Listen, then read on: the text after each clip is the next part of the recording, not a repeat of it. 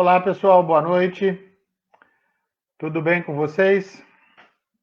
Como estão?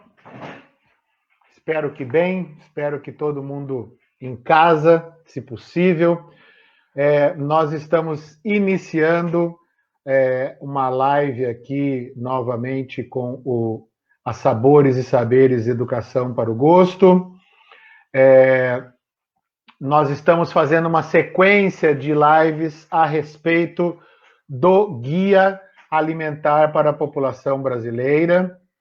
E hoje nós vamos ter a grande alegria de receber um amigo nosso, um amigo querido, que é o professor Manuel, e que nós vamos conversar com ele.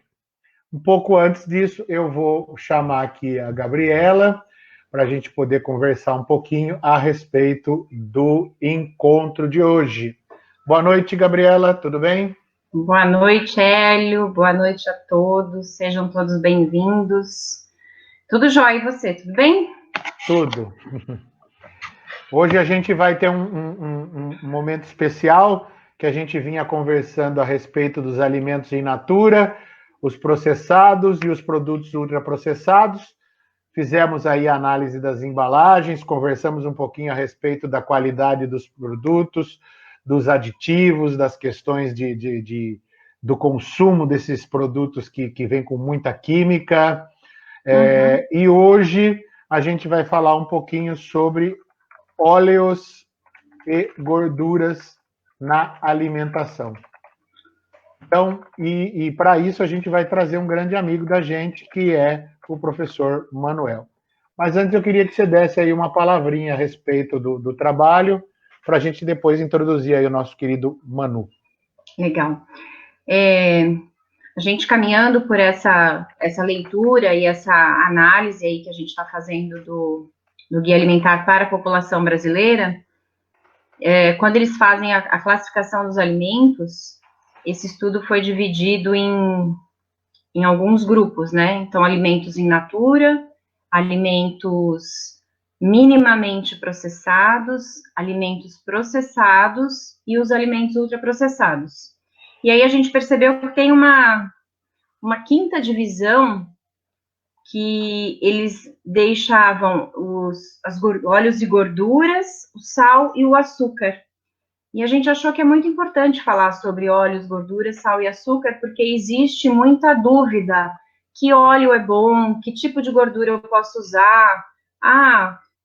Gordura, óleo de coco é melhor do que azeite? Enfim, são várias questões aí que eu acho que é interessante a gente abordar. E aí, por isso, o convite do professor Manuel, porque é um cientista, né, na área de alimentos, e essa é uma dos pontos que ele trabalha, e que ele tem análises e informações bastante precisas para a gente poder discutir isso com alguma qualidade. Quando eu o convidei para esse bate-papo aqui com a gente, a primeira coisa que ele me perguntou, ele falou: você quer que a gente fale sobre esses óleos e gorduras do ponto de vista da tecnologia de alimentos? E aí vamos entender que a tecnologia de alimentos está relacionada à industrialização desses alimentos. Ou você quer que eu fale abordando uma área mais nutricional? Eu falei: a nossa abordagem é mais nutricional. O que faz bem para o organismo? Né? O que o organismo processa, o que é melhor digerido, o que é melhor assimilado. Então, o nosso enfoque vai ser sempre essa questão da saúde. Nós vamos falar sobre as gorduras que são mais são saudáveis, né? As que são saudáveis, as que não são, porque não são, e porque utilizadas porque a indústria utiliza também, porque é importante a gente entender também, porque a indústria não faz aquilo à toa, né? Vou colocar isso aqui para envenenar, vou colocar isso aqui porque é melhor ou porque é mais barato. Tem toda também uma situação, um estudo que eles fazem para que esses óleos e gorduras sejam empregados de uma maneira ou outra. E aí acho que a gente entender um pouco de tudo isso sempre vai fazer com que a gente tenha faça melhores escolhas. Muito bem. Então, acho que já é o caso da gente chamar o nosso convidado. Professor Doutor Manuel Divino. Seja bem-vindo. Obrigado pelo convite de vocês. Muito obrigado. Queria agradecer o convite, a oportunidade de estar aqui com vocês, poder participar e colaborar um pouco com essa discussão. É um negócio muito legal e extremamente delicado de trabalhar, quando a gente fala principalmente de gordura, né? Porque existe todo mundo falando de gordura ruim, existe todo outro lado falando de gordura bom. E gordura o quê? É ruim ou bom? Eu sempre falo para quem pergunta esse tipo de coisa que depende. Depende do que você quer, onde você quer e como você quer. Por exemplo, chocolate é uma coisa boa, mas depende de qual chocolate, né? Você está falando de chocolate hidrogenado, aqueles que são mais fáceis de trabalhar, ou você está falando de um chocolate com maior teor de cacau, com gorduras, com um perfil melhor, né? Essa uma foi... coisa que é interessante. Por favor, Esse foi o início da nossa conversa, né, Manu? Porque a gente, quando você pontuou que maneira você quer que eu aborde as gorduras, de uma maneira mais tecnológica ou de uma maneira mais nutricional? E aí eu falei, a gente vai considerar mais a nutrição. E acho que o chocolate é um ótimo exemplo para a gente poder começar aí descrever as situações. Então, o chocolate é engraçado, porque hoje a indústria de chocolate tem uma quantidade imensa, né? E o chocolate, para você ter uma ideia, a gente começa a discutir de onde ele está sendo plantado. Uhum. Porque de onde ele está sendo plantado, vai dar um perfil de gordura. Porque gordura e óleo não é tudo igual. Cada um, eles têm componentes, é como se tivesse várias pecinhas diferentes. Teores de gorduras.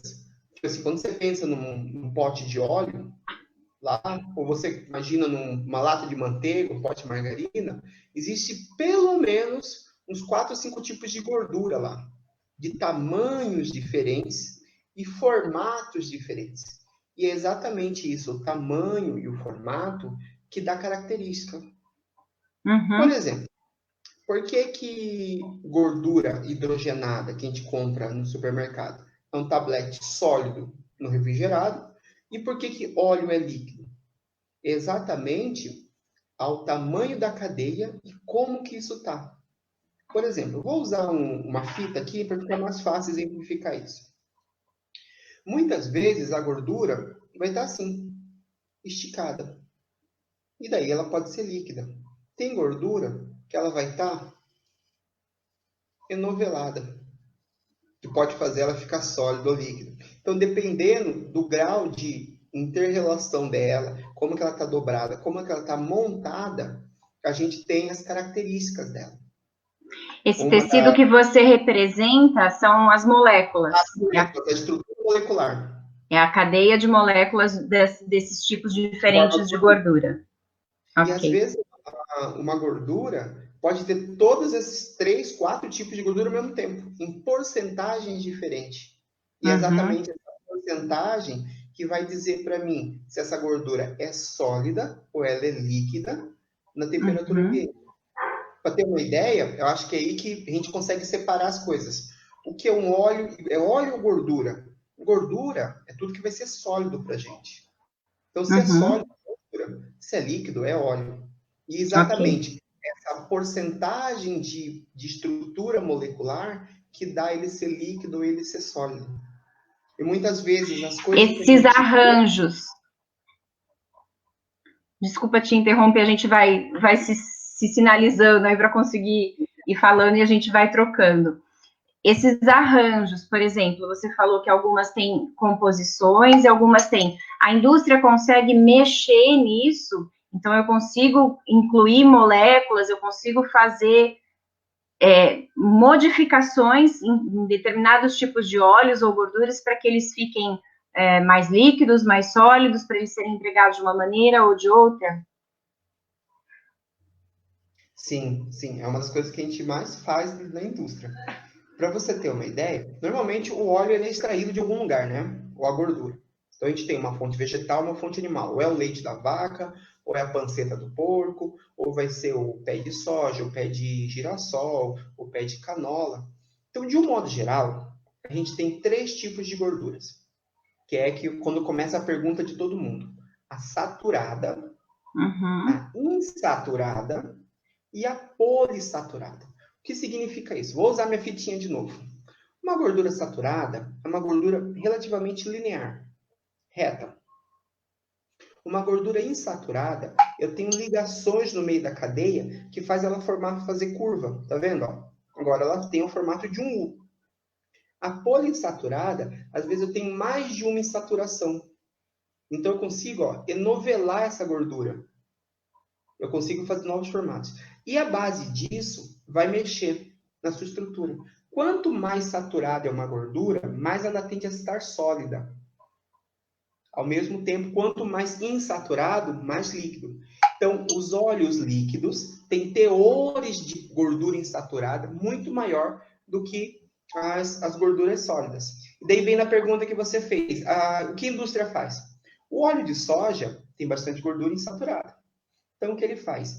Ele pega esse novelado, ele aquece, coloca muito hidrogênio e estica. Quando ele estica, ele muda as características de ser líquido ou sólido e muda o comportamento dele em alimentos. Em contrapartida, quando a gente pensa, isso pensando tecnologicamente, quando a gente pensa no corpo humano, a gente dá uma piorada um pouco na gordura. Por quê? A gordura saturada, exatamente pelo seu formato, ela é melhor absorvida pelo organismo. Ela entra direto. Então, ela entra absorvida, ela pode se acumular dentro das veias, das artérias e causar um entupimento da veia, que vai causar um fluxo de sangue menor, vai conhecer o que a gente conhece como arteriosclerose, que pode causar problemas cardíacos. Além de aumentar o teor do colesterol mau, que é o LDL. As gorduras insaturadas, aquelas que são enoveladas, elas aumentam o colesterol bom, ajudam no colesterol bom, tá? E a absorção delas é um pouco menor, exatamente pelo seu formato ser mais curvado. Daí, a indústria, tentando melhorar alguns efeitos tecnológicos, criou uma coisa que você já deve ter ouvido, a gente vê muito em rótulo, gordura trans. O que é uma gordura trans? Uma gordura trans é uma gordura que tem uma parte enovelada e uma parte reta. Ela, ao mesmo tempo, é enovelada e reta. E o que ela faz?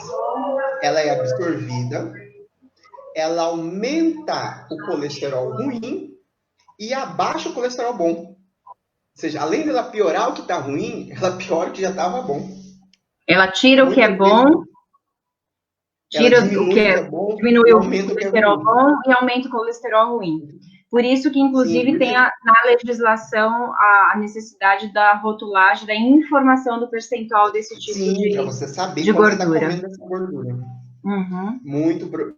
Então, o que acontece? No processo de fazer a gordura saturada, de pegar o óleo de soja que é líquido e fazer uma pasta branca, fazer uma margarina, fazer um recheio de biscoito, fazer a gordura mesmo, um tablete que a gente compra, gordura vegetal. A banha de porco, a gordura vegetal hidrogenada, que é uma imitação da banha de porco, né?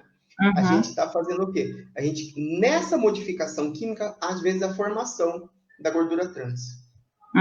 Alguns animais poligástricos, ou seja, tem mais do estômago, por exemplo, vaca, elas conseguem fazer isso em pequenas quantidades naturalmente. Então, às vezes, o leite já vai ter isso naturalmente, em pequenas quantidades. Isso, e é uma outra coisa importante, né? Quando a gente fala de gordura, ela é boa, ela é ruim? Depende da quantidade, né? Em pequenas quantidades, gorduras com teores de poliinsaturados são muito boas. Agora, mesmo em pequenas quantidades, gordura saturada não é boa, porque ela vai agir contra o seu coração. Não que a gordura saturada dê uma doença no coração, e sim que ele deixa você numa situação de risco. Maior. Sim. O Hélio está perguntando se quer que a gente coloque o PowerPoint. O Manuel preparou umas imagens para a gente poder entender um pouquinho melhor isso. Eu acho que era legal a gente agora trazer para alguns exemplos, né? E quais são as divisões também, porque, por exemplo, mesmo um tipo de óleo ou de gordura, ele vai ter percentuais de cada uma dessas gorduras. Sim, né? sim. Eu acho que colocar a imagem aí vai fazer a gente entender um pouquinho melhor. Eu preparei uns slides para a gente tentar entender isso. Por exemplo, esse slide superior aí, à esquerda, de um azeite, que tem a bola maior vermelha, maior área vermelha. Essa parte vermelha é de monoinsaturados. A parte azul é de saturados e a preta é em polissaturados em todos os gráficos. Então, quando a gente compara, por exemplo, azeite com girassol, os dois são líquidos, né? Os dois são vegetais. Mas olha o teor de poliinsaturado do girassol e olha do azeite. Então, o óleo do girassol é muito mais enovelado que o óleo do azeite. O óleo do azeite só tem uma curva. Quando eu comparo girassol, milho e soja, todos são ricos em poliinsaturado. Com teores diferentes de mono e saturado, por isso que, como eles têm muito mono, são gorduras líquidas. Pode ver o azeite, também é líquido, porque olha a porcentagem de saturado, é só pequenininho. É uma parte azul pequena. São todos exemplos de óleos líquidos. Hélio, se você puder colocar o próximo para nós, qualquer coisa a gente volta nesse depois. Então, ó, quando eu olho a gordura de coco, todo mundo, gordura de coco está na moda, né? Todo mundo gosta de gordura de coco. Olha a quantidade de gordura saturada que tem gordura de coco. Que é aquela gordura que aumenta o LDL, o colesterol ruim. A quantidade de poliinsaturado é só uma faixinha preta lá. E a quantidade de monoinsaturada é só um partinho vermelho. Olha a manteiga. Manteiga também é rica em gordura saturada. Pouco poliinsaturado e muito monoinsaturado. Mas isso é bom ou é ruim? Se você quiser tirar os slides, era só para você tirar só para vocês terem um exemplo de entenderem a porcentagem, ver que óleos, gorduras diferentes podem ter componentes diferentes. Manu? Oi. Acho que era legal agora a gente deixar um pouco mais claro essa questão, né? Das gorduras em si. Então, entendemos que um mesmo tipo de óleo ou de gordura, ele vai ter as 3 categorias, né? Os 3 tipos de gorduras aí. A saturada. Uma quantidade diferente. Exato. A saturada, a monoinsaturada e a poliinsaturada. Mas vamos entender agora o que isso faz, porque a gente entendeu do ponto de vista químico, né, tecnológico. Vamos ver agora isso no organismo. A saturada é melhor ou pior para o organismo? Para o organismo é pior. É a que faz... A absorção. Como? Vai fazer... Olha, quando eu falo... Isso é uma outra coisa importante. Quando eu falo em absorção. Okay. A absorção da saturada, ou seja, você comeu um alimento, você digeriu isso e você vai se absorver isso aí. A saturada é pior. A poli e a mono, elas vão ajudar o seu colesterol bom. A saturada vai ajudar o seu colesterol ruim. Uhum. Então, saturada é ruim? Saturada é ruim, poli e monoinsaturada são gorduras melhores. Quando eu penso no que eu estou absorvendo no meu organismo. Ótimo. Então, vamos falar assim, falando isso?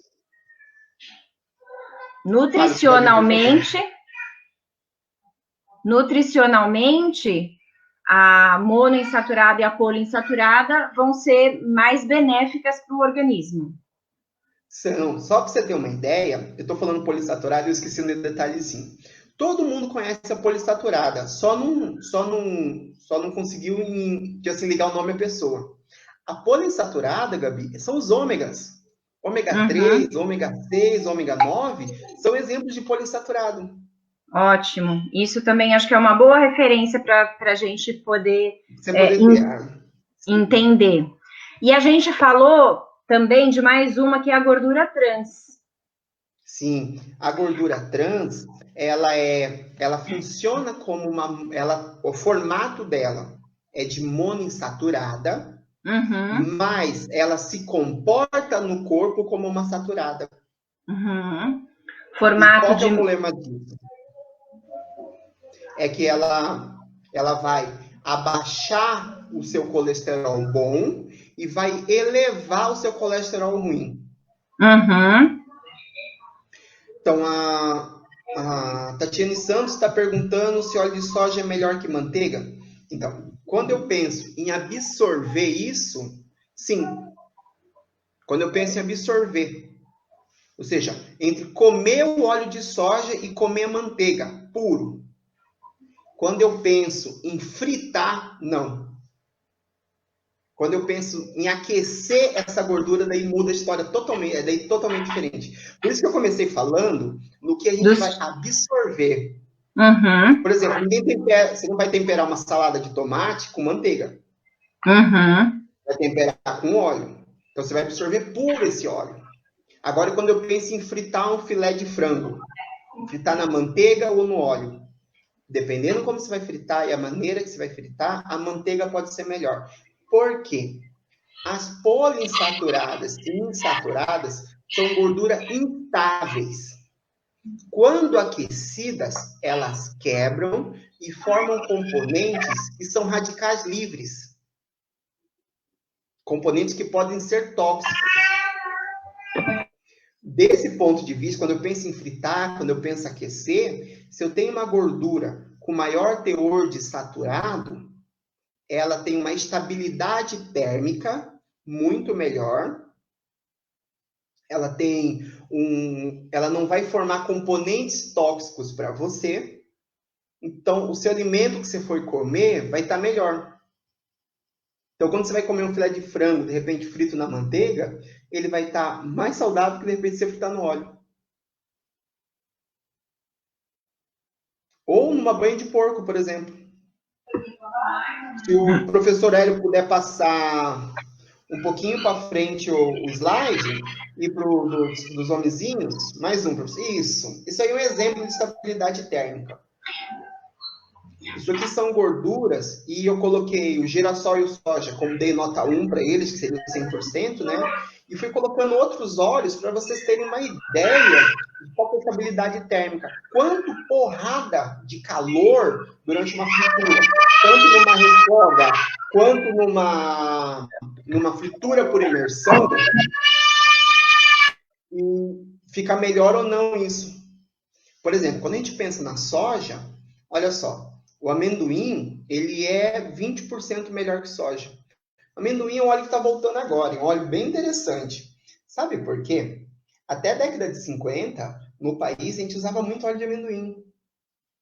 O que aconteceu? O resíduo da produção desse óleo não tinha o que fazer. Você não conseguia usar para ração animal, então você não conseguia fechar a cadeia, né? Sobrava lixo, você não tinha onde colocar esse lixo. 1950, 1960, trazem para o Brasil a soja. Daí a gente começa a processar a soja. Lá atrás, o pessoal comprava e não comprava em pote, a gente ia, os relatos de avós, de pessoas mais velhas, você ia na quitanda, no bulicho, buscar com um pote a sua gordura de amendoim, você comprava lá 1 litro e trazia para casa e usava essa gordura. A gordura do amendoim, ela é muito mais estável. E daí eu brinco normalmente quando eu dou aula, quando eu falo com os alunos, que eu falo que os baianos têm uma saída ótima, o dendê. Quem já comprou o dendê deve ter visto que tem uma parte sólida e uma parte líquida. Por quê? Porque uma parte é gordura saturada e a gordura insaturada. E aquela insaturada é uma insaturada super especial, porque ela tem um componente chamado estearina. Não se preocupem com o nome, se preocupem com a estabilidade. Então, a baiana que fica fritando o acarajé no dendê, ela pode fritar aquilo lá muitas vezes, porque o dendê, ele aguenta a fritura, ele aguenta calor e ele não solta componente tóxico, nem forma ranço, que é aquele gosto de gordura velha, sabe? Do pastel, da tia do pastel lá da feira, que faz 20 anos que ela não troca óleo. Então, olha a gordura hidrogenada agora. Quando eu penso numa gordura hidrogenada, ela é cheia de gordura trans, cheia de gordura saturada. É horrível. Eu não vou falar para você, eu comer uma colher de gordura saturada, não. É horrível. Mas a gordura hidrogenada, para a fritura, ela é muito mais estável. Ela produz menos radical livre. E qual que é o problema do radical livre? Que o radical livre começa a dar tiro dentro da célula. Numa dessas horas, ele pode alterar uma célula e a célula começa a se multiplicar descontroladamente, podendo causar um tumor. Ó, a manteiga. Essa manteiga aí que eu cito, que tem a mesma que a soja hidrogenada, eu estou falando da manteiga clarificada, tá? A manteiga que eu já tirei a parte de água, de leite dela, só sobrou gordura pura. Olha a gordura de coco, que tá famosinha. Ó, ela é melhor que hidrogenada, é melhor que a manteiga e melhor que o dendê. Então, a gordura de coco para uma fritura é ótimo. Agora, temperar uma salada com gordura de coco, com óleo de coco, não. Por quê? Porque a quantidade de saturado é muito alta. Olha a banha de porco, que por um bom tempo era vista de uma maneira ruim. Olha, até então, ela só vai perder para o amendoim hidrogenado. De todos, ela é campeã. Quando eu penso numa fritura em imersão, sabe, fritar coxinha, fritar como chama aquele de Natal com pão? Uma rabanada. E muitas coisas de confeitaria, a gente usa banha de porco para fritar, para fazer. Porque a banha de porco tem uma vantagem ainda. O sabor dela é neutro. O dendê tem um sabor pronunciado. O coco tem um sabor que fica, mas a banha de porco não. Ela tem um sabor neutro. Então, você entende quando eu falo depende? Então, a gente pode pensar que essas gorduras, se elas vão ser aquecidas, algumas são melhores o uso dela aquecida, e se elas vão ser utilizadas, vamos chamar em temperatura ambiente, elas vão ser mais adequadas, né? Você comenta essa estabilidade térmica aí do girassol até o amendoim hidrogenado. O amendoim sempre vai ser uma melhor opção se a gente estiver provocando aquecimento nessa gordura. Sim.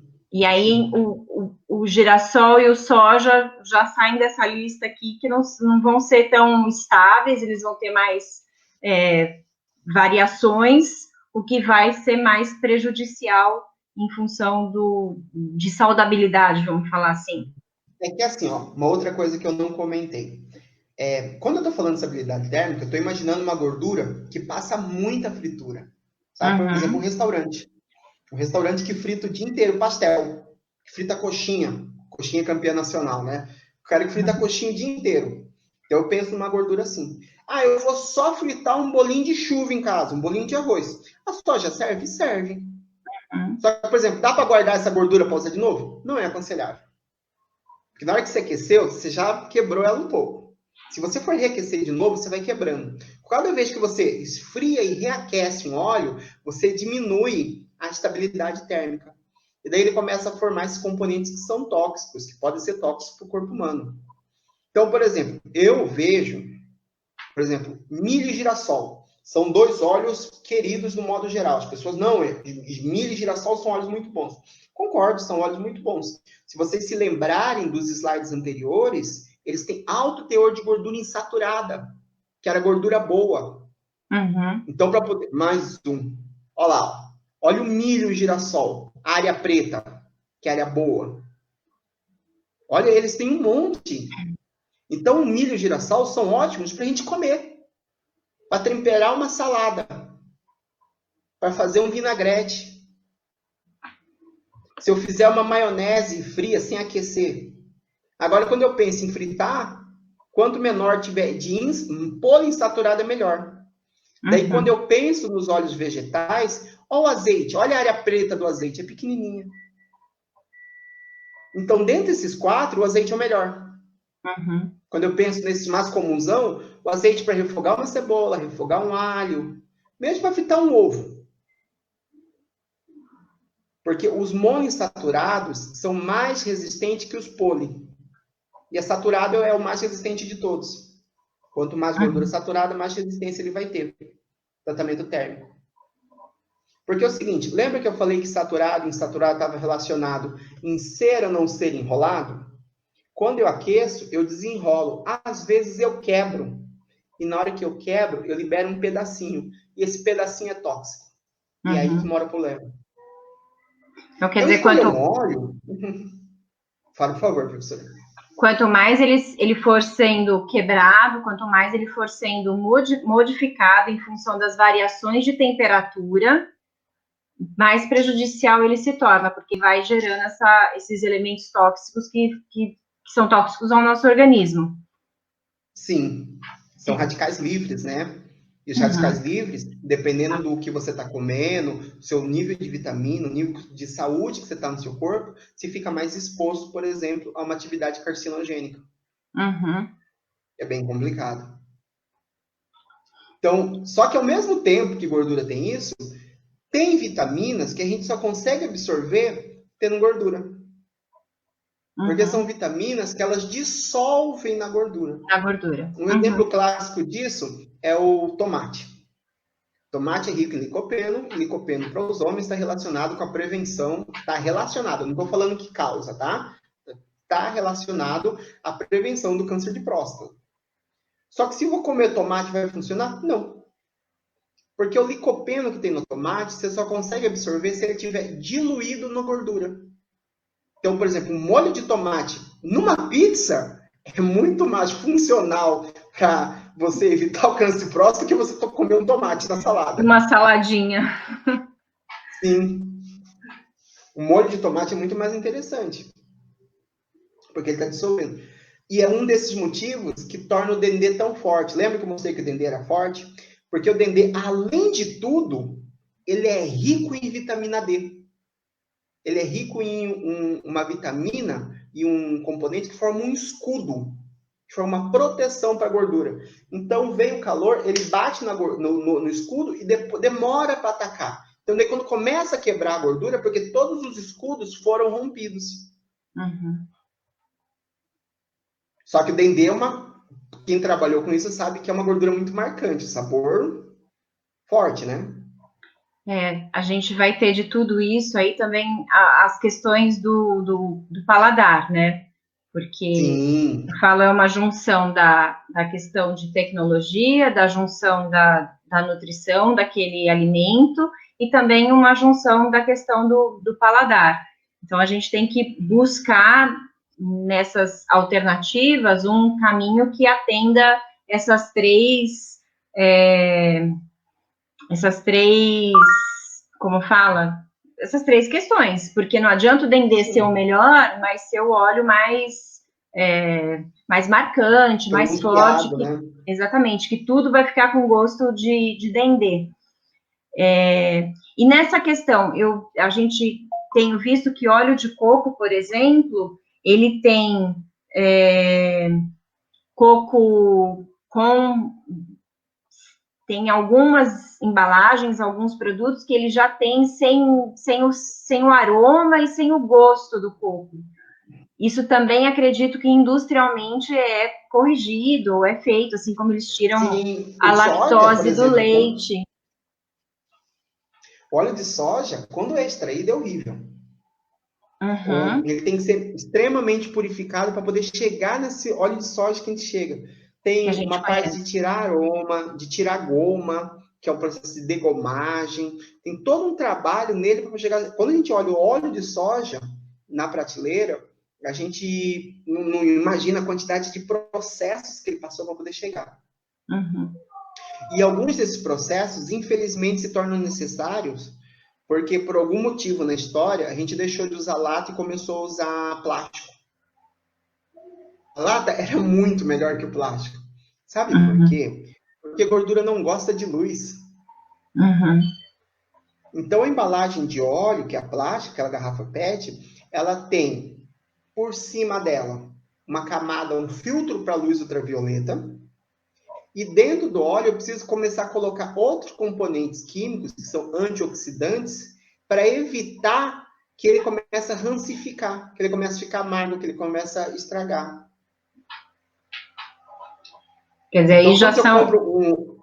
outros produtos agregados que não são nem informados, né? Que a gente não acaba não tendo nem conhecimento desse tipo Na de... verdade, vem escrito no rótulo, é o BHT e o BHA. Quando vocês verem o óleo de soja BHT e BHA, são os antioxidantes químicos que eles colocam para poder manter a estabilidade. Porque a dona de casa gosta de ver na lata de óleo onde está o óleo, o nível, né? A lata protegia a gente da luz. Uhum. Você tem uma ideia? Por exemplo, azeite extra virgem, dificilmente você vê numa garrafa PET transparente. Você vê num vidro escuro para proteger da luz e fechadinho. Exatamente por causa disso. Porque esse só foi extraído e prensado. Então ele é muito mais suscetível à oxidação, ele estraga muito mais rápido do que um óleo de soja. Eu lembro de uma vez participando de um curso sobre azeites e algumas pessoas perguntavam, né? O azeite, quanto mais velho, melhor, é igual vinho? Não, muito pelo contrário. Quanto mais jovem, quanto mais fresco, mais ele tem mantido as suas propriedades e todos os seus aromas, sabores, né? Você tem uma ideia, por exemplo, no Marrocos, e acredito que na própria Espanha e Portugal ainda é comum você encontrar lugares que você consegue extrair o seu azeite na hora. Você passa na roda, extrai, tira o seu azeite e leva para casa. Se extraiu fresco. E o industrializado também vai... industrializado também vai acabar passando por filtragens, por outros processos.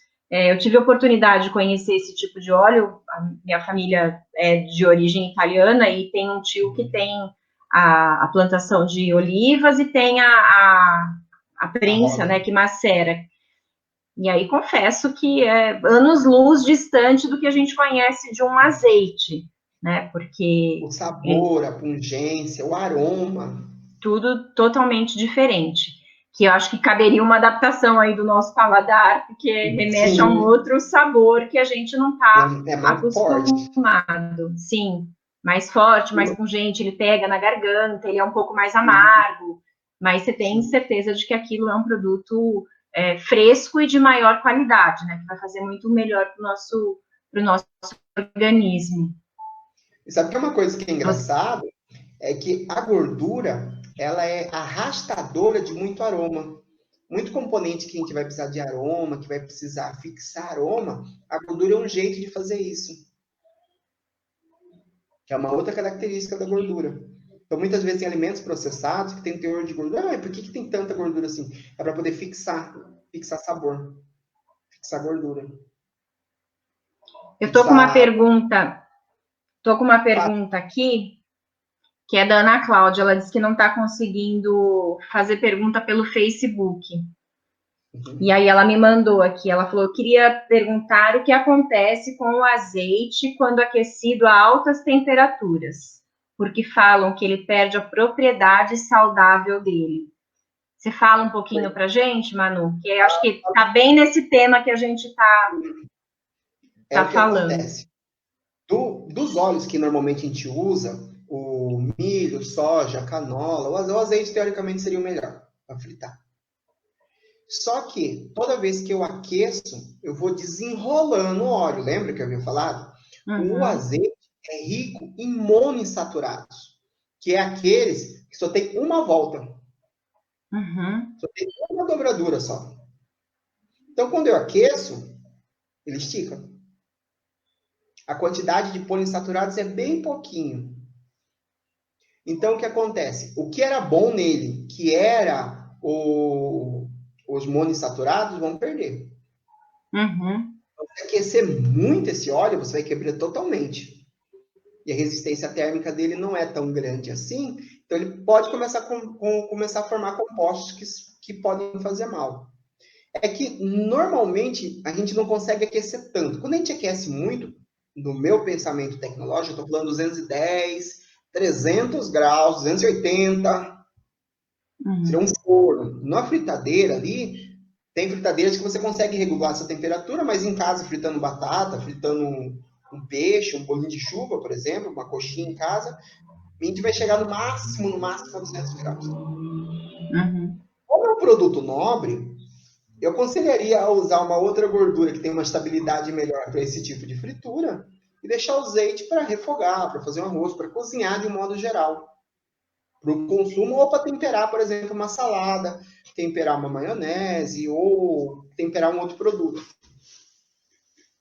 Acho que é legal a gente falar disso. Que dá para você cortar pão, passar o azeite e comer, que faz bom. Que é mais saudável, né? E vai aproveitar melhor todas as propriedades dele. Você tocou num assunto que é bem, acho que pode ser trazido aqui em função de cada uma das gorduras. Como a gente está falando que cada gordura vai ter um ponto diferente, a partir de um ponto ela começa a se tornar saturada. Acho que é legal a gente comentar que cada tipo de gordura tem um ponto de queima, que é esse ponto quando ela começa a se tornar prejudicial, quando ela passa a fazer essas quebras e liberar essas toxinas. Você consegue falar aí exemplificar algumas, por exemplo, qual é o ponto de queima do azeite, da manteiga, qual é o ponto de queima de cada um desses? Sim, é possível. O que esse como de queima é a hora que ele começa a liberar, começa a soltar fumaça, né? Ele começa a queimar e está intimamente relacionado com essa estabilidade térmica. Então, é um ponto de fumaça, né? Pra vocês terem uma ideia, o azeite de oliva tem uma temperatura aproximadamente de 138 graus. O ponto de fumaça dele é 138 graus. 138 graus. O de soja já é 228. Muito maior. Muito maior. Então, soja aguenta... Tanto é que você pode colocar lá. Coloca 2 frigideiras, coloca um fio de cada um, você vê que um já começa a sair fumaça. No azeite, rapidamente sai fumaça, e o soja ainda tá tudo bem. Por exemplo, o girassol, ele é bem perto de oliva. É 159. O oliva é 138. Então, tá bem perto. Agora, o milho é muito mais parecido com a soja, que está relacionado com aquela estabilidade que eu havia comentado antes. Então, quando chega no ponto de fumaça, já não tem mais óleo. Daí já comecei a quebrar as coisas, já comecei a fazer mal, daí estou começando a comprar componentes que são tóxicos. Isso acho que é bem importante a gente falar também, porque acho que acontece, né? Põe o óleo para aquecer, principalmente se você vai fazer fritura por imersão, o óleo demora um pouco para esquentar, né? Mas acho que a gente tem que estar sempre atento dele aquecer sem ele chegar nesse ponto de fumaça. E acho que esse é o grande problema de pastelaria, de lugares que vendem a coxinha, que dependendo do óleo que estão utilizando, aquele óleo já está em ponto de fumaça, não só pela primeira, não só pela segunda, mas são várias e várias vezes que ele vai passando. Quer dizer, você está se envenenando com toxinas daquele produto está sendo frito naquela gordura que já está para lá de saturada. Sim, até porque foi como eu falei, conforme eu abaixo a temperatura, ele vai melhorando, ele vai piorando isso. Porque assim, essa temperatura que eu falei é na primeira vez que você usa. Você desligou o fogo e resfriou, começa. Peraí que tem uma pergunta aí. Percebi que aumento de óleo de algodão e palma no estabelecimento. Sim, óleo de algodão e palma. A óleo de algodão é um óleo que era usado industrialmente. Por exemplo, esses salgadinhos fritos, sabe? Ultraprocessados de milho. Normalmente eles são feitos com óleo de algodão. Porque óleo de algodão tem estabilidade térmica. E o de palma, a palma é o dendê. Então, dentro do dendê não tem uma fase branca e uma fase líquida. Então, eles extraem de lá a fase mais resistente. Que é aquela fase que a gente chama isso de palmiste. E daí, isso com que eu ia te perguntar. Eles chamam de palmiste. Óleo de palma e palmiste é a mesma coisa? O palmiste vem da palma. Exato, mas são frações diferentes. Ok, como se pegasse o germen do trigo e o trigo. E o trigo, exato. Ok. É porque o palmiste está dentro da palma. Do palmiste eu consigo esse óleo de palma. E eles têm uma resistência térmica. Então, quando eu penso, por exemplo, no restaurante, que vai fritar muita batata frita, no restaurante à noite. Cerveja, batata frita, porção de frango a passarinho, a noite inteira sendo fritura, pulente, essas coisas. Então, o de palma, de algodão, sim, são ótimos, tem ótima estabilidade térmica tem um teor maior de gordura saturada. Lembra que eu estou purificando a parte sólida do azeite do dendê. Uhum. É como se eu estivesse entrando com uma banha de porco. Ele vai ter as mesmas características da banha de porco. Uhum. E a vantagem é que eles dão acabamento final melhor. Porque como eles conseguem transferir mais temperatura, eles ressecam e desidratam a superfície do alimento, deixando ele mais crocante, que é o que as pessoas buscam muitas vezes numa fritura. Só que uma coisa importante que a gente tem que pensar. E eu acho que a maior parte do pessoal já deve ter visto isso. Se alguém já fritou peixe na vida, deve ter descoberto isso. Quando eu frito peixe, uma parte do óleo de soja que eu estou fritando o peixe entra dentro do peixe, e uma parte do óleo do peixe entra dentro do óleo de soja. Então, há uma troca de óleo. Aí eu perco água, eu perco farinha. Esses componentes vão enfraquecendo o óleo. Que é o que a gente fala de gordura invisível, né? Quando você pega lá o filé de peixe frito, você não vê gordura. Você vê? Você não vê. É diferente, por exemplo, você olha um bacon, uma panceta, uma picanha, você vê a camada de gordura. Ali você sabe que tem gordura, você não vê. Porque ela está ali dentro. Ela foi absorvida. Mas foi deixado um pouco de gordura lá. Tanto é que, por exemplo, se a gente pegar esse mesmo óleo e for fritar um frango, o frango vai ficar com gosto de peixe. Porque o óleo de peixe que ficou dentro do soja vai entrar para dentro do frango e o frango vai tirar a gordura para lá. Então a gente começa a ter essas trocas, misturar sabor. E isso, essas gorduras dentro estão misturando saturada com insaturada, com água, com pedaço, com cera. Muitas vezes tem cera, dependendo do vegetal que eu estou fritando, tem cera, que é para poder proteger essa cera também, a gordura, então diminui o ponto de fumaça e piora a qualidade do óleo. Pois quando a gente pensa em óleo, tem vários fatores a se pensar. Eu vou consumir ele puro ou vou fritar ele? Eu estou temperando ou estou fazendo ele de, por exemplo, o efeito em panificação? A gordura causa uma certa maciez em massa. Acho que a Gabi gosta um pouco dessa área, né? Parece que a professora Tatiana está nos acompanhando também, né? A gordura causa uma maciez porque ela permite que a farinha de trigo escorregue uma pela outra. Ela lubrifica a massa. Então você consegue trabalhar. E ela atrapalha que o quê? Que a farinha de trigo encolha. Que quando você assa, ela funciona como se fosse uma capa para você não perder água. Se você não perde água, ele não seca, não fica duro, não envelhece. A diferença de um pão fresco com um pão velho é exatamente a dureza. É o teor de água, o frescor de um pão. E essa gordura vai trazer exatamente esse tipo de maciez. Estou errado, professora Gabi? Então, normalmente, esse efeito a gente chama, industrialmente, tecnologicamente, de efeito shortening, que é o encurtamento. Então, ele, tipo assim, ele impede que aconteça uma perda de água por esse encurtamento da estrutura da farinha de trigo. Então, melhora as qualidades da farinha de trigo, um pouco de gordura. Então, a gordura nesse ponto é interessante, porque vai me dar maciez, vai me dar qualidade. A pergunta é, que gordura eu vou usar? E por que eu vou usar essa?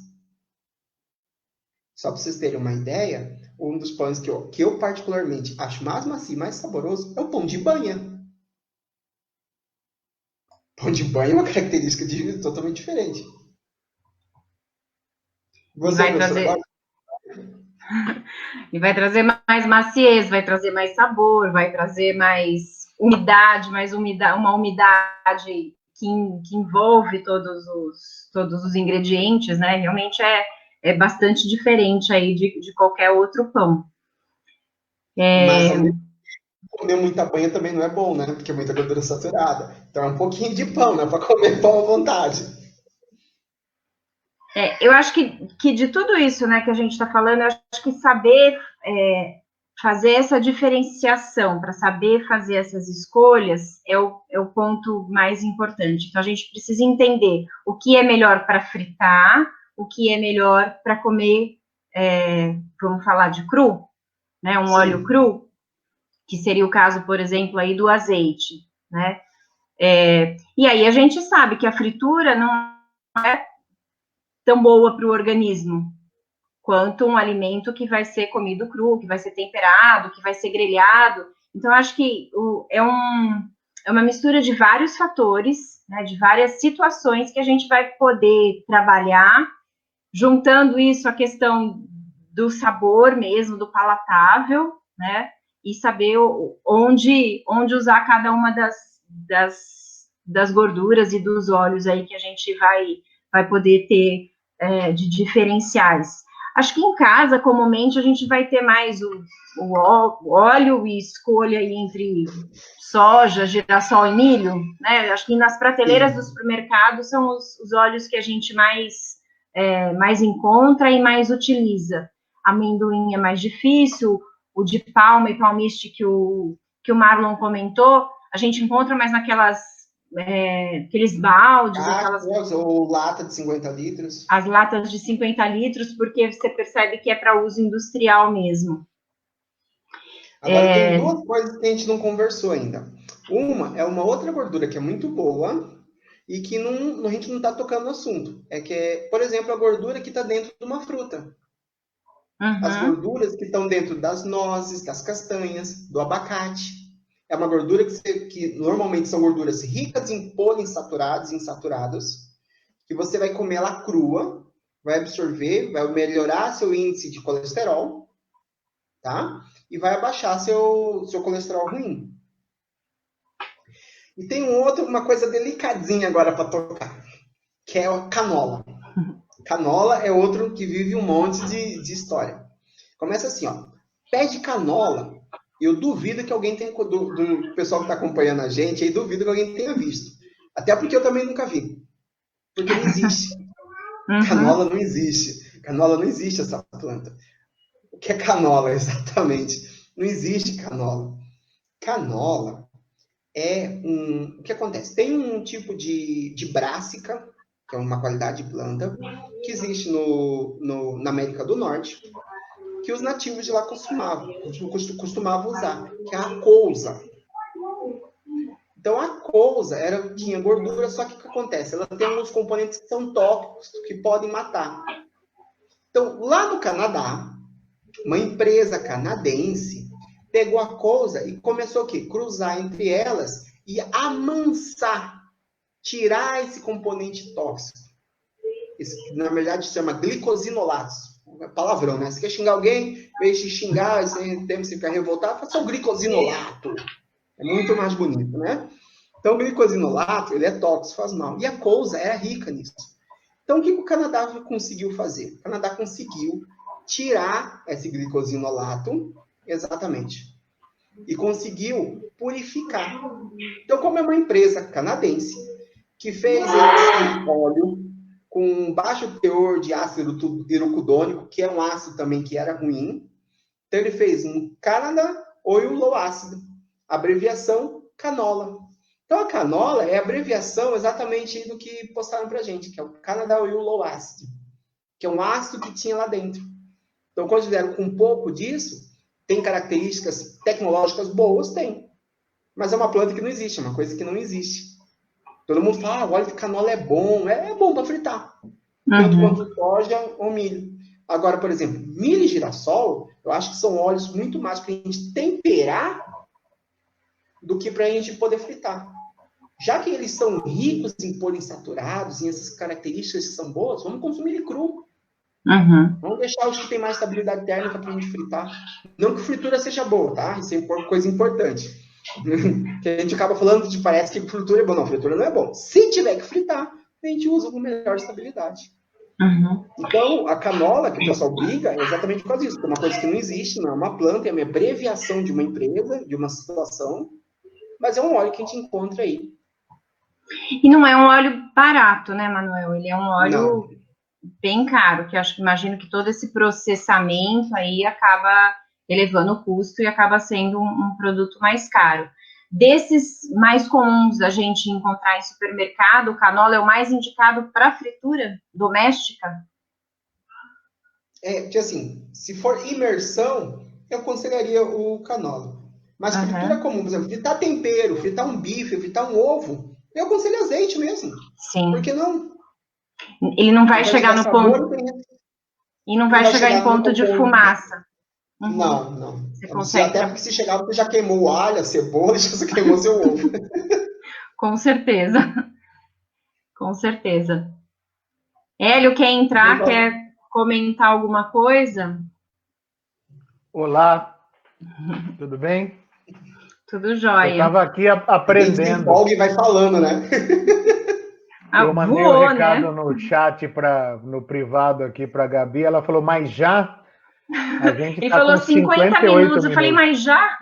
É.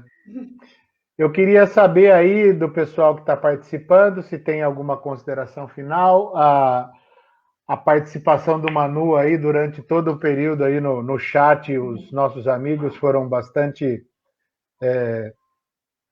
carinhosos aqui com a sua presença, você é uma pessoa muito querida e eu fico muito feliz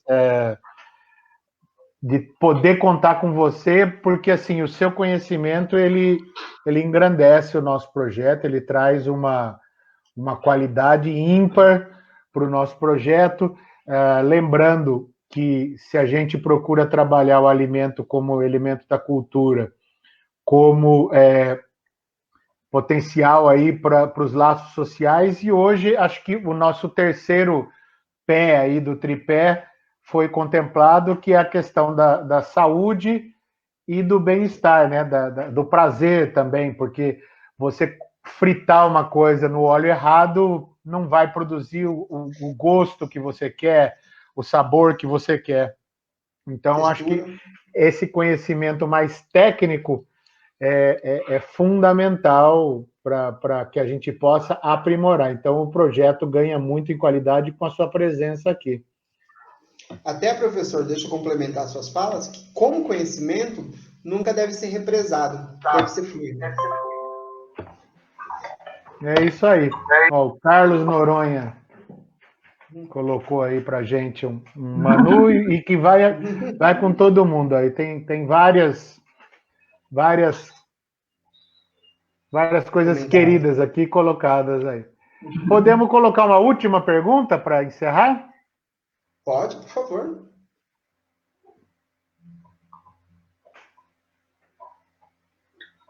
Para aproveitarmos os ômegas, devemos colocar o óleo apenas na finalização dos pratos?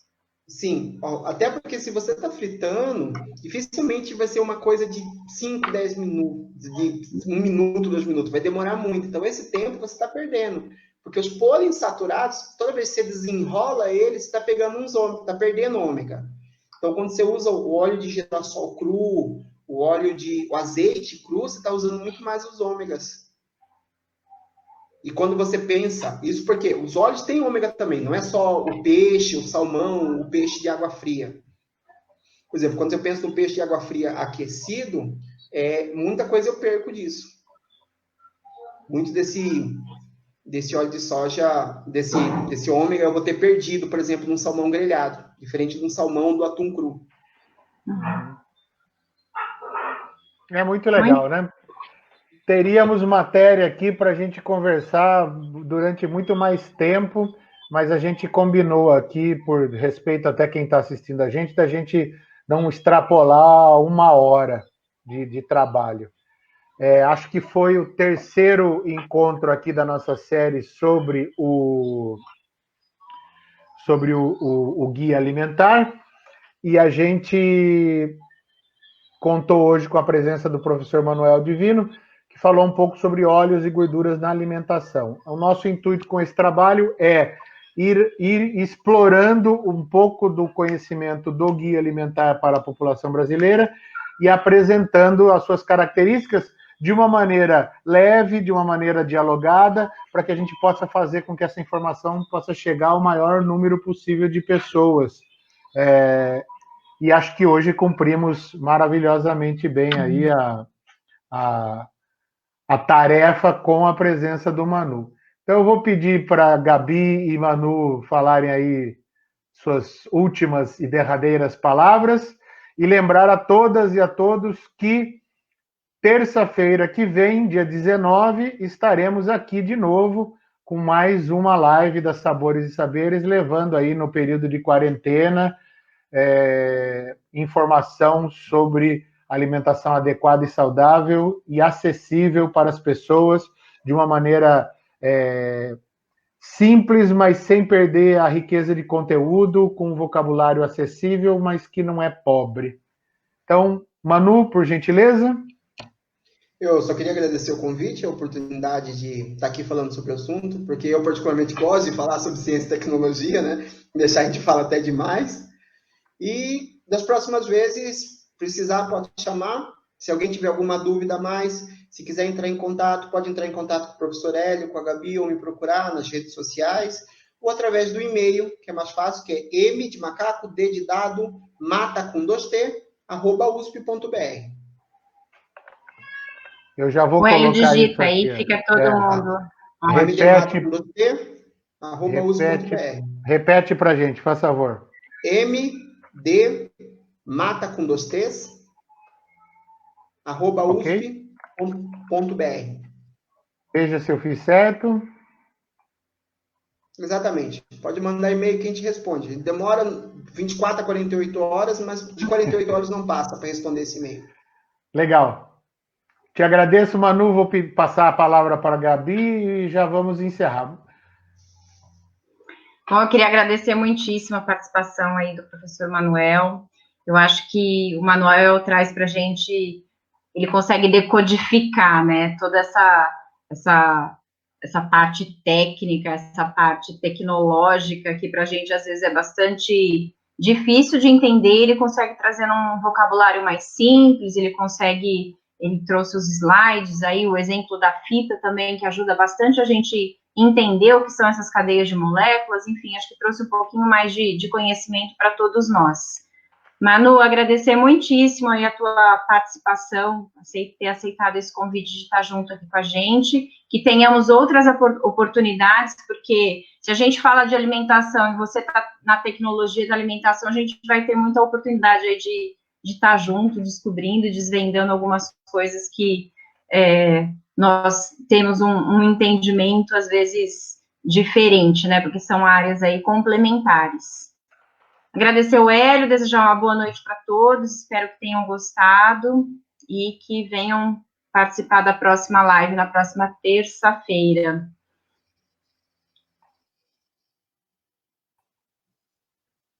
Legal, ótimo. Eu cortei Gabi, encerrei Manu. Quero agradecer vocês aqui pela presença, dizer que o nosso trabalho, a gente fica muito feliz em poder desenvolver isso. Nós aguardamos a possibilidade de logo podermos de novo, né, estarmos aí ao vivo e estarmos com a principal parte do projeto Sabores e Saberes, que são os menus degustação da Gabi. Uhum. E agradecer a todos, agradecer o Manu, agradecer a Gabi e até a próxima. Logo, logo a gente se encontra terça-feira que vem e tudo de bom para todos. Um grande abraço, finalizando aqui o nosso trabalho. Valeu, beijo a todos.